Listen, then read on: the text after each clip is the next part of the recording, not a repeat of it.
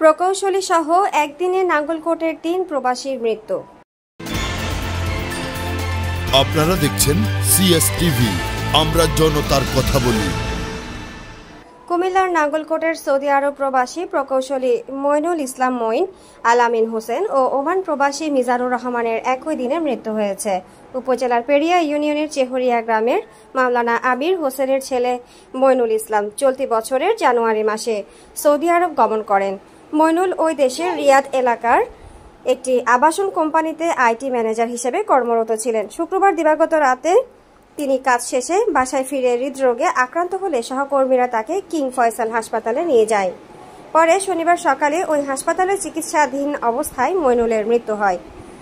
অপর সৌদি আরব প্রবাসী বাঙ্গটা বাজারের সালাম মোটরস স্বত্বাধিকারী আঙ্গুলখোর গ্রামের আব্দুল সালামের বড় ছেলে আলামিন শনিবার গভীর রাতে ওই দেশের জেদ্দা এলাকার বাসায় আকস্মিক অসুস্থ হয়ে পড়লে একই রুমে থাকা অন্য প্রবাসীরা তাকে কিং আব্দুল আজিজ হাসপাতালে নিয়ে গেলে তিনিও চিকিৎসাধীন অবস্থায় মারা যান।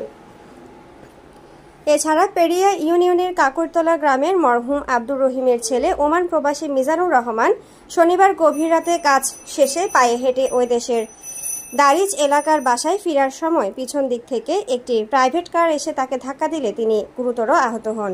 পরে পুলিশ এসে ওই দেশের সালালাহ এলাকার কাবুল হসপিটালে নিয়ে গেলে কর্তব্যরত চিকিৎসক তাকে মৃত ঘোষণা করেন।